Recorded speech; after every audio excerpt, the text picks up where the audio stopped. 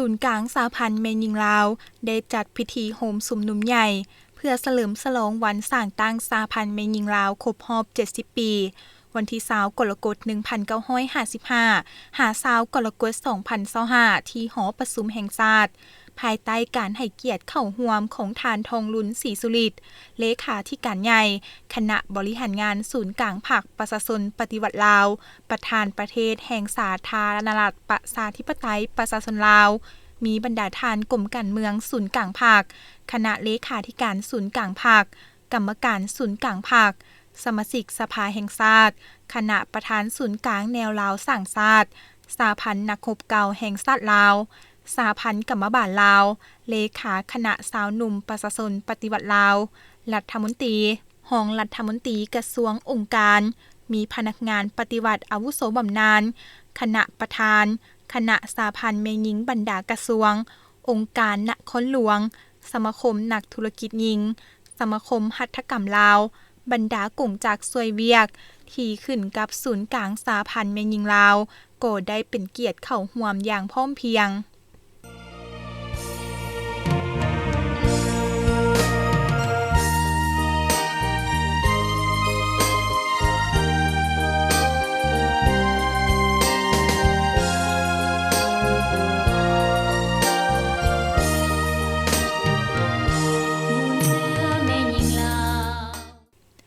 ในพิธีทานนางอาลีวงนอบุญธรรมกรรมการศูนย์กลางพรรคคณะบริหารงานศูนย์กลางสหพันธ์แม่หญิงลาวได้หวนคืนประวัติมูลเสื้อแห่งการกำเนิดเติบใหญ่ขยายตัว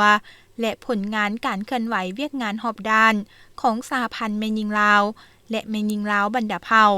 ที่ได้อุทิศตนเพื่อประกอบส่วนในภารกิจต่อสู้ปลดปล่อยชาติปกปักรักษาและสร้างสาพัฒนาประเทศชาติก็คือภารกิจพัฒนาแม่หญิงลาว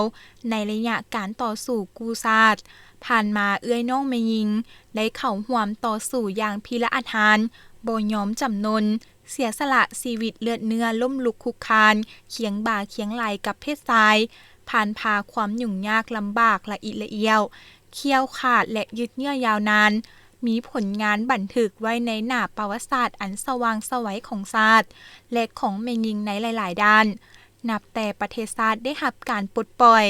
สถาปนาเป็นสาธารณรัฐประชาธิปไตยประชาชนลาว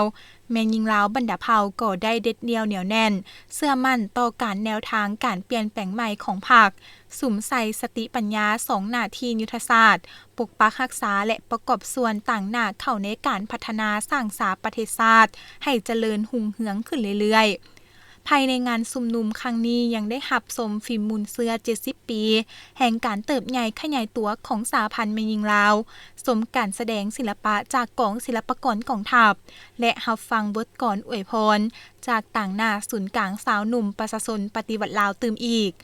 ในงานยังได้นำเอาสินค้ามาวางขายเป็นประเภทหัตถกรรมทอผ้าไหมจากเอื้อยน้องแม่หญิงลาวในโอกาสงานเฉลิมฉลองวันสร้างตั้งสหพันธ์แม่หญิงลาวครบรอบ70 ปี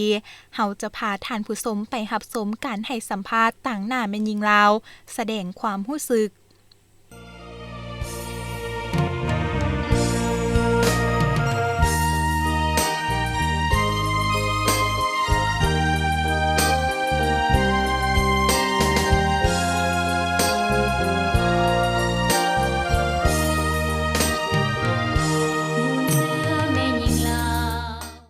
พระเจ้าซื้อนางเหียงทองสุริวงศ์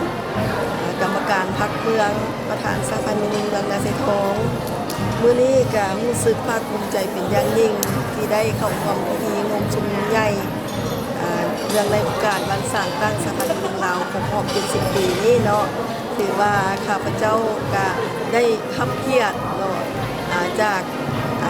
การเสื้อซื้อของศูนย์กลางสหพันธ์แม่หญิงลาวก็คือสหพันธ์แม่หญิงนครหลวง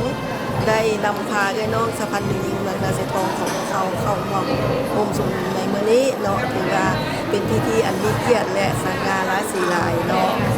ในโอกาสอันสง่าราศีนี้เนาะข้าพเจ้าก็อยากฝากถึงเอื้อน้องแม่หญิงในระยะยุคใหม่ของพวกเขานี้เนาะว่าอยากให้รักษาฮีตของประเพณีมูลเสื้ออันดีงามของแม่หญิงลาวเฮาเนาะซึ่ง แม่หญิงลาวของพวกเขานี้ก็มี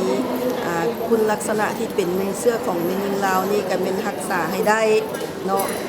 เป็นต้นและเป็นความยิ้มแย้มแจ่มใสเนาะความลุกมันขยันเพียรความหักลูกแพงขัวเนาะแล้วก็อาการนุ่งถือให้ถือตามฮีตของประเพณีอันดีงามของแม่หญิงลาวของพวกเขาเนาะ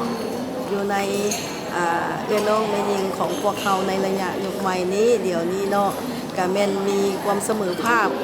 หญิงชายเนาะที่ว่าการพัฒนาตนเองในการศึกษาหำเฮียนเนาะเอาความรู้มาให้เอื้อน้องแม่หญิงของพวกเขา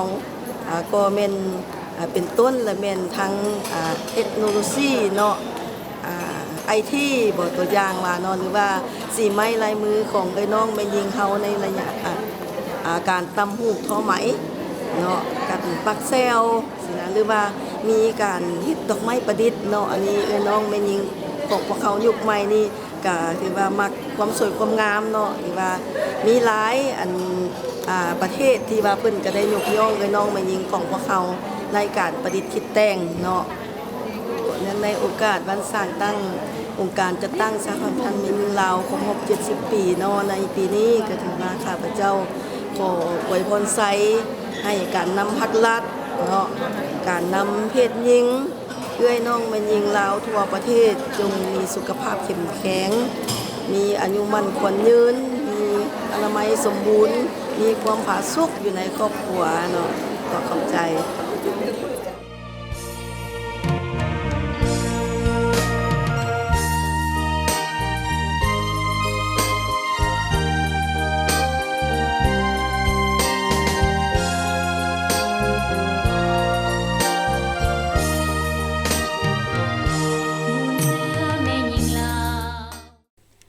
สังรวมแล้วพิธีโฮมสุมนุมใหญ่เพื่อเฉลิมฉลองวันสร้างตั้งสหพันธ์แม่หญิงลาวครบรอบ70 ปีแม่นมีความหมายอันลึกซึ้งมีบรรยากาศคึกคืนมีความสามัคคีมีความจงรักภักดีบริสุทธิ์สัตย์ซื่อต่อชาติต่อพรรคและประชาชนรักษาได้ท่าแท้มุนเสื้ออันดีงามของแม่หญิงลาวและพร้อมทั้งเป็นการสร้างผลงานให้แก่การเฉลิมฉลอง3วันประวัติศาสตร์สำคัญต่างๆของชาติของพรรคในปี 2025ก็คือวันชาติที่2ธันวาคมครบรอบ50 ปีและวันคล้ายวันเกิดประธานไกรสอนพรหมวิหารผู้นำที่แสนเคารพรักครบรอบ105 ปีให้เต็มไปด้วยบรรยากาศคึกคืน